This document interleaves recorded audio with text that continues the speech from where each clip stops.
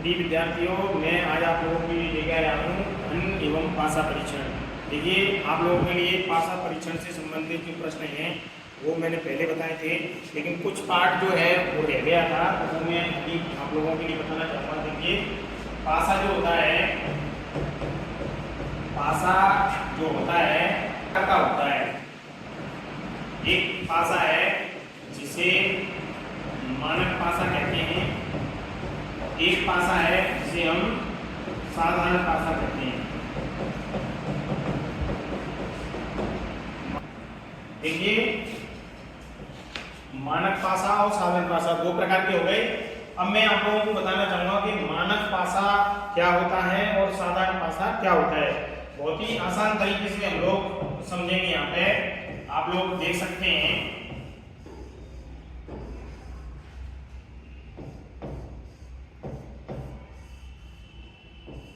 जैसे मैंने यहाँ पे लिखा 2 4 5, यहाँ पे लिखा मैंने 1 2 3।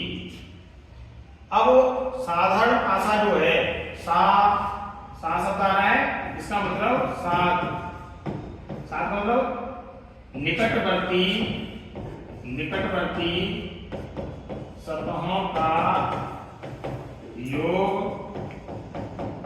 7 हो। जैसे देखो, 2 में 5 जोड़े, निकटवर्ती सतहों का योग 7 हो। किसी भी एक निकटवर्ती सतहों का योग 7 हो। कोई सी भी ले लो, तो यहाँ पे 2 5 कितने हो रहे हैं, 7 हो रहे हैं।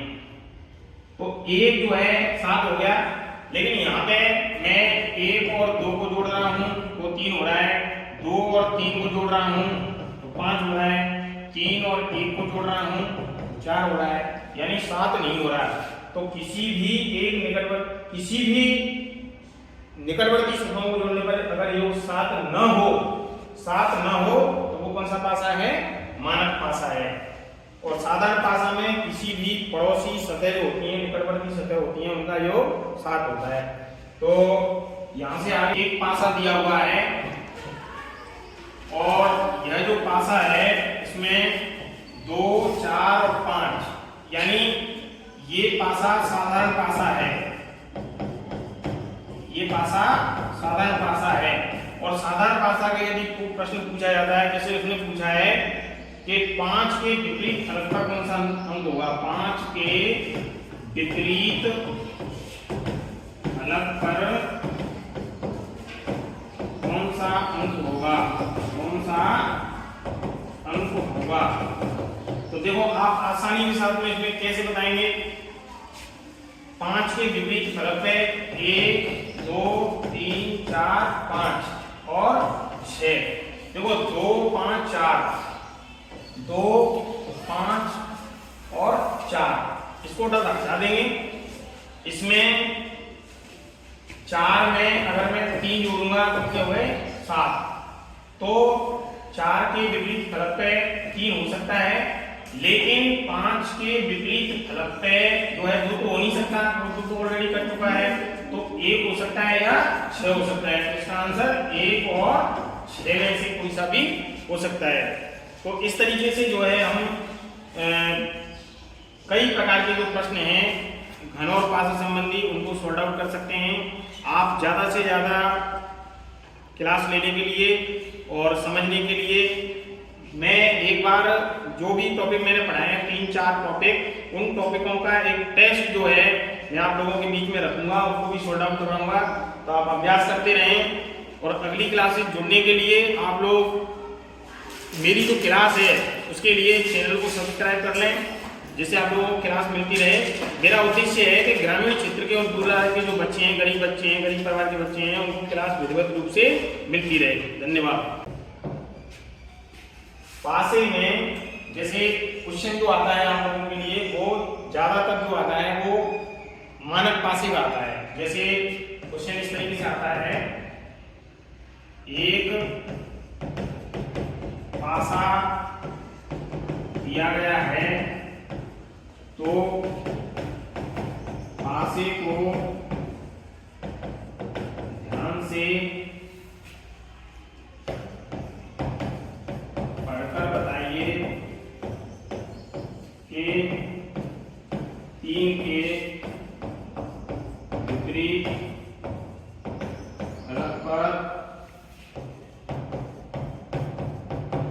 सा अंक होगा? ये एक प्रश्न है। और इसमें जैसे मैं जनरली क्या करता हूँ कि एक जो है पासा आप लोगों के लिए बनाता हूँ। ये पासा उन्होंने दिखा रखा है 3, 5 और 6। आप इस पासे को कहेंगे मानक पासा। मानक पासा इसको कहेंगे। मानक पासा क्यों कहेंगे? क्योंकि देखो किन्हीं निकटवर्ती शब्दों को देख लो, 3 और 5 8, 6 और 5 11, 3 और 6 9। जैसे मैं 3 में 5 जोड़ रहा हूं तो 8 आ रहा है। ये बराबर नहीं है 7 के। 3 में 6 जोड़ रहा हूं तो 9 आ रहा है, ये भी बराबर नहीं है 7 के। और यदि मैं 6 में 5 जोड़ रहा हूं तो ये भी आ रहा है 11, जो भी बराबर नहीं है 7 के। तो ये एक मानक पासा हो गया। ये कौन सा पासा हो गया? मानक पासा हो गया। तो जब मानक पासा हो गया, हमको पूछा है 3 के विपरीत सतह पर कौन सा अंक होगा, तो बड़ा आसान है। 3 के विपरीत सतह पर अंक कौन सा होगा? तो देखो 7 में से 3 घटा दो तो कितना हो जाएगा? 4।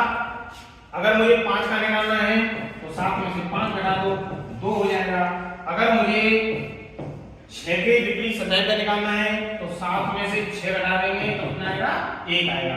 तो इस तरीके से अगर कोई पासा आप लोगों के लिए दिया हुआ है तो आप आसानी के साथ में जो है आंसर निकाल सकते हैं। और पासा, लेकिन मैं दोनों की बात करूं तो ये 3D ज्यामितीय आकृतियां हैं। 3D ज्यामितीय आकृतियां हैं। 3D ज्यामितीय आकृतियां हैं त्रिविमी, त्रिआयामी। इनको हम लोग कहते हैं त्रिआयामी। घन और पासे में जो लंबाई होती है, चौड़ाई होती है और ऊंचाई होती है, ये सभी कैसे होती हैं? समान होती हैं। घन में लंबाई, चौड़ाई और ऊंचाई, पासे में लंबाई, चौड़ाई और ऊंचाई कैसे होते हैं? समान होते हैं। तो इन चीजों को भी हम लोगों को ध्यान में रखना है। और इसके बाद में देखिए हम लोग इसमें बात करेंगे घन को लेकर के। तो घन जो होता है इसमें जनरली हम बात करते हैं किनारों को लेके। किनारे, शीर्ष और सतह यानी फलक। किनारों को हम लोग भुजाएं भी कहते हैं। इनके बारे में यदि हमें जानकारी है तो हमारा जो घन को समझने का तरीका है बहुत आसान हो सकता है। देखिए ये शीर्ष हैं, ये शीर्ष है। तो शीर्ष कितने हो गए? 8। इसको इससे मिला देंगे, इसको इससे मिला देंगे, इसको इससे मिला देंगे और इसको इससे मिला देंगे। तो जो आगे पीछे ऊपर नीचे अगली बगली तो फलक निकल के आएंगे टोटल 6। और किनारे जो हैं 1 2 3 4, 4 हैं तो 4 का मल्टीप्लाई 3 से करेंगे तो 4 किया 12। तो सतह किनारे जो होती हैं, भुजाएं जो होती हैं वो 12 होती हैं। तो इसमें जो समझने वाला फॉर्मूला है इस तरीके से हम लोग इसको निकालेंगे। तो उसके लिए देखिए मैं कुछ प्रश्न हैं जो आप लोगों के बीच में बताना चाहूंगा। इसमें देखिए बड़े घनों के छोटे घनों को काटना। बड़े घनों के छोटे घनों को काटना। बड़े घनों में से हम छोटे घन किस तरीके से काट सकते हैं। और उनके काटने के बाद में एक सी है। सी का मतलब होता है केंद्रीय घन। सी का मतलब होता है केंद्रीय घन। और एम का मतलब होता है मध्यम घन। मध्यम घन। और एस का मतलब होता है शीर्ष घन। शीर्ष घन। अब केंद्रीय घन क्या होता है? मध्यम घन क्या होता है और शीर्ष घन क्या होता है। सबसे पहले मैं आप लोगों को ले चलता हूं शीर्ष घन की तरफ। शीर्ष घन क्या होते हैं? तो शीर्ष घन प्रत्येक शीर्ष के कोने पर स्थित होते हैं। शीर्ष घन जो होते हैं वो शीर्ष घन प्रत्येक कोने पर स्थित होते हैं। जैसे मैंने अभी बनाया था ये आप लोगों के लिए, इस तरीके से बना के दिखाया था मैंने। ये जो कोने होते हैं ये वाले, तो इन पर जो है स्थित होते हैं। तो शीर्ष घन जो होते हैं वो प्रत्येक कोने पर स्थित होते हैं। शीर्ष घन प्रत्येक कोने पर स्थित होते हैं। प्रत्येक कोने पर स्थित होते हैं और प्रत्येक कोने पर स्थित होते हैं। और इनकी जो संख्या होती है शीर्ष घनों की सदैव ये 8 होती है। 8 इसकी क्या है? संख्या है। सदैव संख्या होती है शीर्ष घनों की, वो कितनी होती है? 8 होती है। कभी भी प्रश्न आता है तो आप लोग बड़े आसानी के साथ में ये बता सकते हैं कि शीर्ष घनों की जो संख्या है वो कितनी होती है। और 3 सतह रंगीन भी कहते हैं। शीर्ष घन को 3 सतह रंगीन भी कहा जाता है। और प्रश्न आता है कि 3 सतह रंगीन होंगी तो उन घनों की संख्या कितनी होगी? तो वो सतह कितनी होती है? 8 होती है। अगर क्वेश्चन इस तरीके से आता है शीर्ष घनों की संख्या कितनी होती है तो भी 8 होती है। अब हम बात करेंगे मध्यम घन की। इस वाले घन की बात करेंगे तो देखिए, पहले प्रत्येक किनारे के ठीक मध्य स्थित होते हैं। प्रत्येक किनारे के ठीक मध्य स्थित होते हैं। मध्यम घन जो होते हैं वो प्रत्येक किनारे के ठीक मध्य स्थित होते हैं। और इसमें बड़े घनों को छोटे घनों में काटने के बाद में जो इसकी मध्यम घनों की संख्या आती है, मध्य घन की जो संख्या आती है, इसकी जो संख्या निकालनी हम लोगों को, तो 12 × n-2 इस फॉर्मूले का जो है हम लोग यूज करते हैं। और इसे 2 सतह रंगीन भी कहते हैं। इसे हम लोग कहते हैं 2 सतह रंगीन। 2 सतह रंगीन। तो एक चीज हम लोगों को याद रखनी है कि मध्यम घन यदि निकालना है तो वो 2 सतह रंगीन वाले घनों की संख्या और प्रत्येक किनारे की ठीक मध्य स्थित होते हैं। बड़े घनों में से छोटे घन को काटने के बाद में इनकी जो संख्या निकल के आती है वो 12 × n-2 इस फॉर्मूले से करती है। पहला वाला जो था उसमें डायरेक्टली हम लोग 8 की बात करते हैं। और जैसे हम भुजा निकालना चाह रहे हैं, n की वैल्यू निकालना चाह रहे हैं, तो बड़ा घन बटे छोटा घन, इसकी जो भुजा निकल के आएगी तो 3/1 = 3, ये निकल के आएगी आप लोगों की। तो इस तरीके से जो है हम लोग इसको निकाल लेते हैं। अब देखिए अगला जो है वो है आप लोगों का केंद्रीय घन। केंद्रीय घन जो है, केंद्रीय घन जो है इसको निकालने के लिए हम लोग क्या करेंगे? केंद्रीय घन में हम लोग देखते हैं कि प्रत्येक फलक के ठीक मध्य, प्रत्येक जो फलक होता है, प्रत्येक फलक यानी उनकी जो सतह होती है उसके प्रत्येक फलक के ठीक मध्य स्थित होते हैं, उसे हम लोग कहते हैं केंद्रीय घन। और केंद्रीय घन जो होते हैं इनकी बड़े घनों में से छोटे घनों को काटने के बाद में जो केंद्रीय घनों की संख्या आती है, केंद्रीय घनों की संख्या ये निकल के आती है। तो इसका जो फॉर्मूला होता है वो होता है 6 × n-2 का होल स्क्वायर। इसके हिसाब से जो हम लोग निकालते हैं। और इसको जो दूसरा नाम है इसका केंद्रीय घनों का, इसको हम लोग एक सतह रंगीन भी कहते हैं।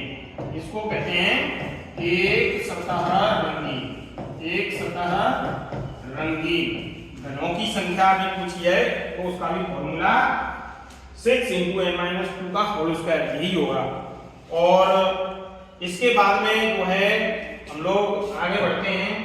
इसमें अगला है अंतः केंद्रीय घन।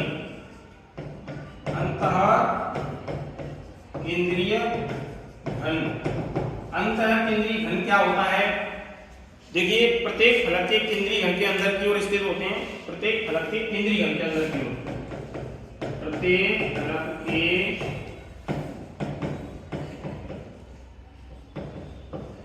केंद्रीय घन की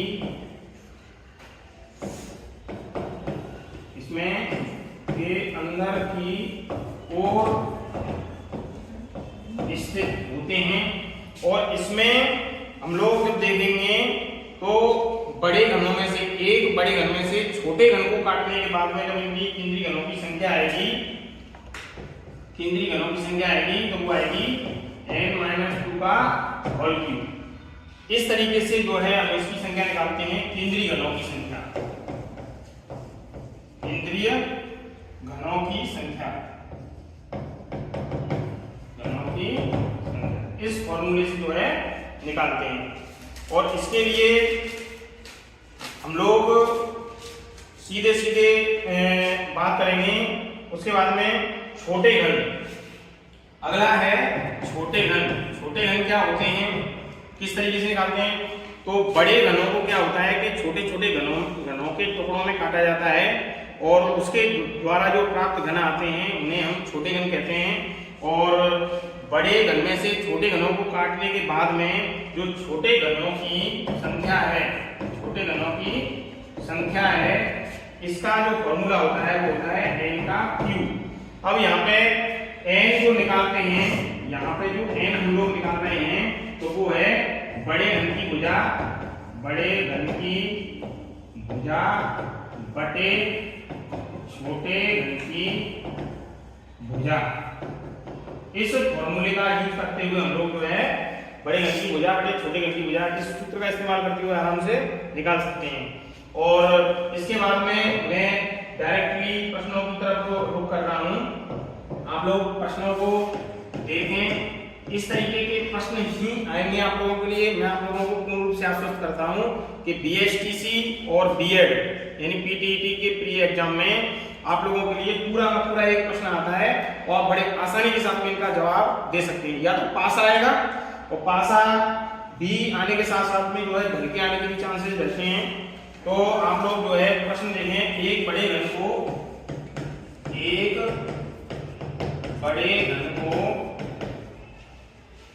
216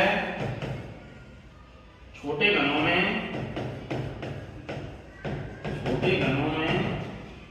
विभाजित किया जाता है, विभाजित किया जाता है तथा छोटे घन की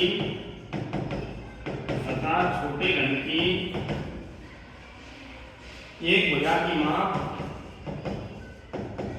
एक भुजा की माप 2 सेंटीमीटर है, 2 सेंटीमीटर है। तो बड़े घन की एक भुजा क्या होगी? एक भुजा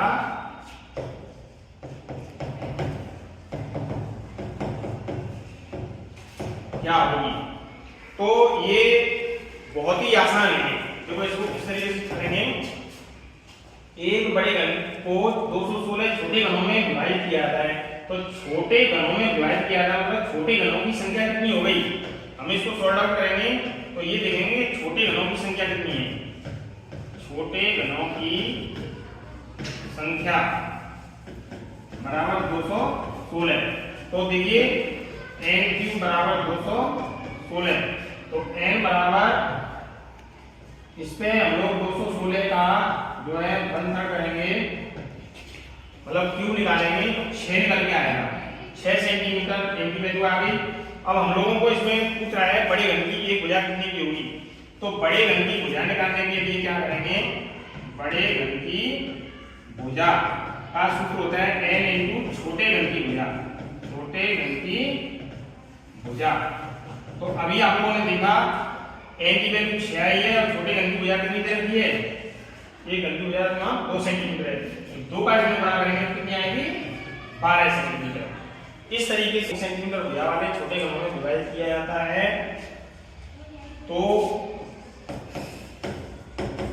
पश्चात छोटे घनों की संख्या क्या होगी, छोटे घनों की संख्या क्या होगी, की संख्या क्या होगी, ये प्रश्न है। तो बड़ी भुजा के इसको सॉर्ट आउट करेंगे तो हम लोग देखेंगे इसमें बड़ी भुजा के टुकड़े यानी n की वैल्यू निकालेंगे तो बड़ी भुजा बटे छोटी भुजा यानी 4/1 बराबर 4, n की वैल्यू कितनी निकल गई 4। अब छोटे घनों की संख्या निकालेंगे, छोटे घनों की संख्या, तो छोटे घनों की संख्या होगी n का क्यूब यानी 4 का क्यूब, 4 चौक 64। तो ये 64 जो है हमारा आंसर करके आएगा। और तीसरा प्रश्न है, यदि 3 सेंटीमीटर भुजा वाले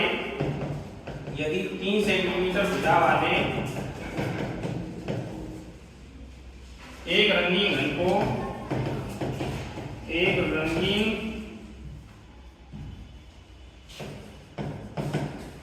रंगीन घन को 1 सेंटीमीटर भुजा वाले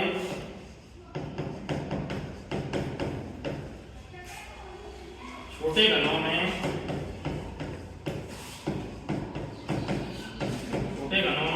विभाजित किया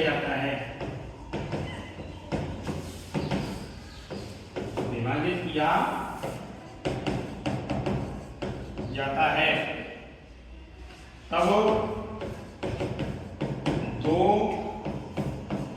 सतहें रंगीन घनों की संख्या